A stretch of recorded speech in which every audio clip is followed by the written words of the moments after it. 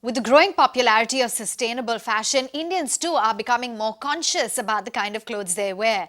Keeping this in mind, we have Satva, which is an all-organic, environmentally conscious clothing brand. Joining in is Rina Nathani, the founder. Rina, good to have you on board. Now, to begin with, it was a life at KPMG. You moved to a startup world, findyourclass.com, and now Satva. You said this is because you were seeing a change in the consciousness of Indians. Tell us more. I think what we're observing today is conscious consumerism. Today's youth as well as millennials have a large access to information and they want to make informed decisions when it comes to buying anything. I think sustainable living is no longer a catchphrase, it's actually a way of life. And everyone's contributing in their own little way, whether that be taking public transportation, conserving energy. Everyone wants to do what it takes now to preserve the future generations and future environment.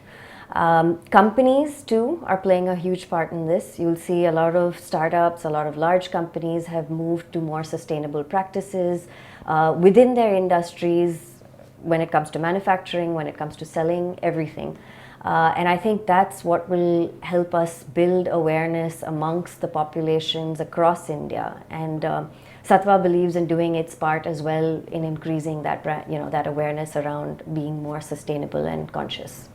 Who would have thought that in the regular clothes that we wear, there's harmful components like sulfur, toxic waste, as well as bleaches. Tell us a little bit more about how harmful this is. Unlike the nutrition facts that are easily available on any food packet that you buy, what goes into the manufacture of clothing is really a mystery to the end customer. The reality is that there are over 8,000 synthetic chemicals that are found or that are used in the manufacture of clothing, most of which are either carcinogenic or they have hormonal influencers. If you look at it, take for instance cotton cultivation, about 25% of the insecticides used globally are used in cotton farming. And we all know and research shows that even a small amount of exposure to pesticides and chemicals can cause brain damage, can cause sterility and many more harmful diseases. We've also looked at things like features in clothing like being wrinkle free or being antibacterial when it comes to fitness clothing. All of these have chemicals, whether that be urea resins, formaldehydes, phthalates, all which have been known to have be causes of cancer and adult obesity, and the list goes on. Dyeing is another process when it comes to clothing. Most clothing today has azo dyes, which release again toxic fumes. So much so that the EU has actually banned use of azo today.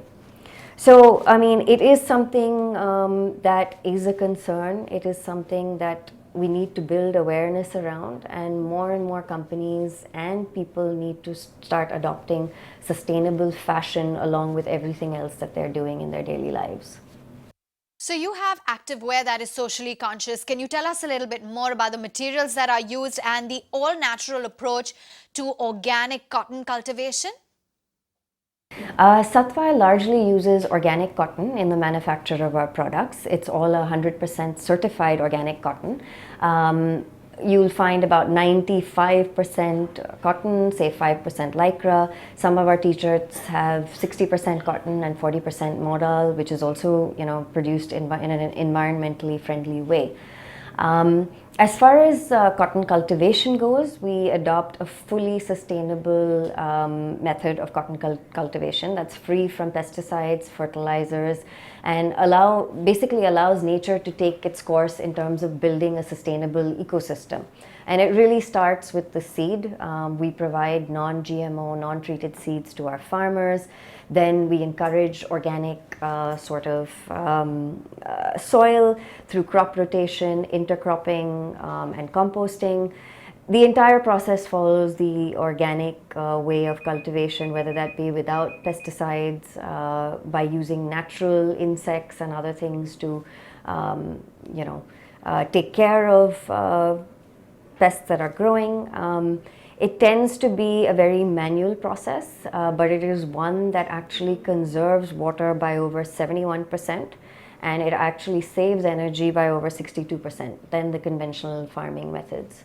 So a portion of the proceeds are invested into local communities and agricultural programs. Can you tell us more about that? Every year, Suminter invests over $1 million towards local communities and other agricultural programs. We really believe in giving back to the farming communities that help us and are part of our ecosystem. And the help really ranges from addressing the scarcity of water situation, both in terms of conserving water as well as providing, drinking water infrastructure. We spend a lot of time setting up animal husbandry camps, specifically in Gujarat. Animals tend to be a secondary source of income for our farmers, but their maintenance and keeping them healthy and alive costs a lot. So we provide support in those areas.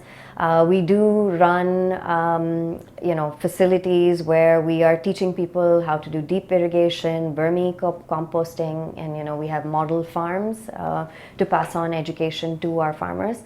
In addition to that, we also support them when it comes to providing equipment, whether that be weed removers or tarpaulins, etc. I think overall we have helped more than 6,000 farmers across India with these initiatives, and it's growing. So you started this amazing initiative, Project Disha, which is educating girls from areas in which organic cotton is cultivated. How many girls have you mentored so far? What's the long-term plan here?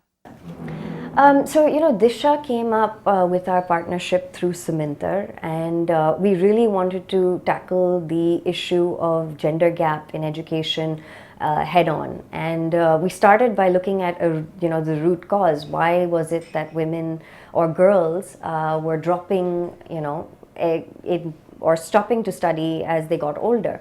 And a deep dive assessment really showed that most of these villages have schooling only up till the 8th grade, about 90% of the boys moved on to further education, whereas because of the costs of commuting, only 40% of the girls actually went on to study. So we took it upon ourselves to really mentor families with these children, talk them through the education process, the benefits, and actually sponsor their education into higher studies. It's an initiative we're really very proud of, and we've, I think, helped over 550 girls so far, and that number is also rapidly increasing.